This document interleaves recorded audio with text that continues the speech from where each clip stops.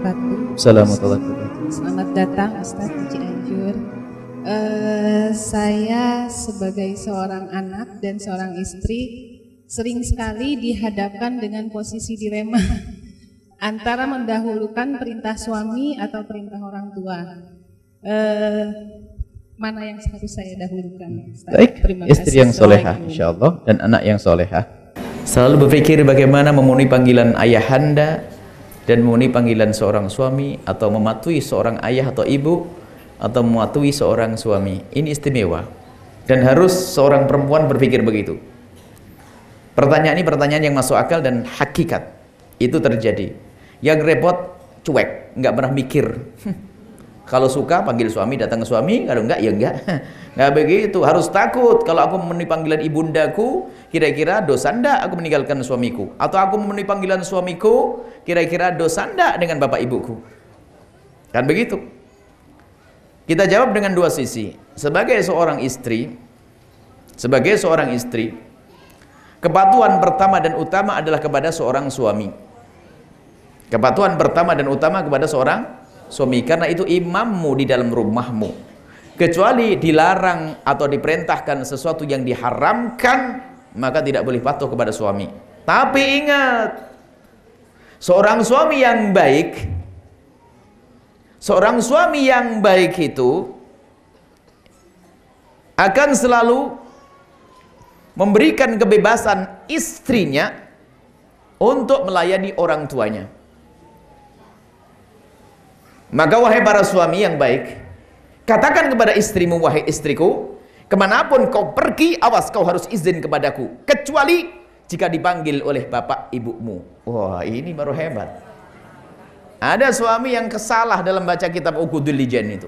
Katanya kalau sudah diserahkan, kamu sudah diserahkan bapakmu kepadaku, maka kamu gak boleh ke rumah ibu bapakmu. Lah ini suami sakit. Ada salah baca. Nah, kalau suami istri ada keseimbangan begitu kan indah.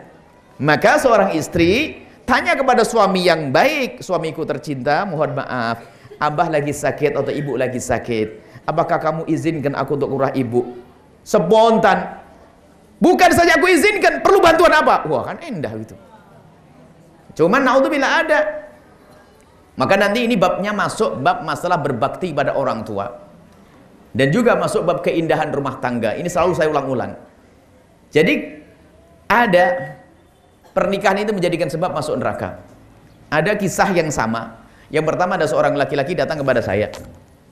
Seorang laki datang kepada saya dan berkata, Buya, gimana Buya hukumnya kalau saya membantu adik-adik saya? Saya kan tulang punggung saya. Bapak saya meninggal 3 tahun yang lalu. Saudara saya belum mandiri, hanya saya saja yang mandiri. Kemudian gimana kalau saya itu membantu ibu saya dan adik kecil saya tanpa sepengetahuan istri saya, boleh atau tidak? Kan itu pertanyaan. Ibu jawabnya gimana? Boleh. Nah, ntar dulu dong. Harus paham. Jawabannya adalah duitmu, duit siapa ini? Kalau duitmu sendiri tentu sangat boleh. Cuman sekarang saya mau tanya, ini yang penting Bu. Memangnya kenapa kalau kamu membantu ibumu dan adik kecilmu ketahuan istrimu, memangnya kenapa? Langsung dia ngomong, aduh Buya pernah ketahuan cemberutnya sebulan. Wah, itu istri ahli neraka itu. Hati-hati. Masa ada suaminya membantu ibunya loh kok cemberut. Naudzubillah. Sampai suatu ketika ada seorang istri berkata, Buya, saya punya suami kayak punya istri 2. Maksudnya gimana? Menikah lagi? Enggak. Lah terus setiap dapat gaji itu selalu dibagi 2, separuh buat ibunya, separuh buat saya. Saya tanya, separuhnya yang buat kamu cukup enggak? Ya cukup, cuman masa begitu aturannya? Kan saya istrinya. Oh, kamu yang sakit. Mestinya kamu bangga punya suami bisa membiayai ibundanya. Cuman banyak orang sakit. Ada seorang istri begitu. Kalau sudah kedatangan mertua cemberut aja. Ada ini. Naudzubillah ini. Ini contoh.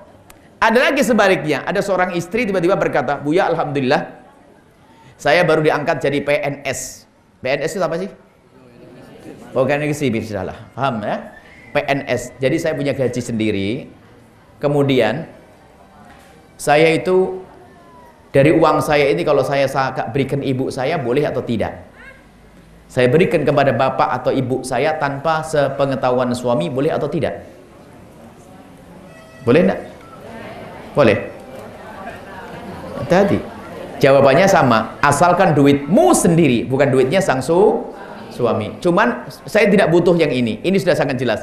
Cuman saya bertanya di balik ini semua, memangnya kalau suamimu tahu kalau kamu ngasih duit ibumu, kenapa? Langsung dia itu sambil kebingungan, aduh Bu ya, pernah suatu ketika saya tahu stroke apa saya ngirim itu ketahuan, marahnya habis-habisan sampai ngancam cerai dan sebagainya. Oh, itu suami ahli neraka, berarti kamu salah pilih dulu tuh. Suami yang baik akan senang kalau punya istri senang membantu ibu bapaknya. Ini harus difahami, maka ini belajar itu penting. Makanya seorang suami kalau istrinya mau mengabdi kepada ibundanya, kasih ajang jembar, silahkan istriku, sebebas-bebasnya engkau mengabdi kepada ibundamu, karena keberkahanmu adalah di saat seperti itu. Sama seorang istri yang soleha, ngelihat suaminya membantu, bahkan mungkin, bang, nggak apa-apa anting saya dijual demi ibundamu. Allah, jatuh cinta langsung tuh suami. Awas, hati-hati ini.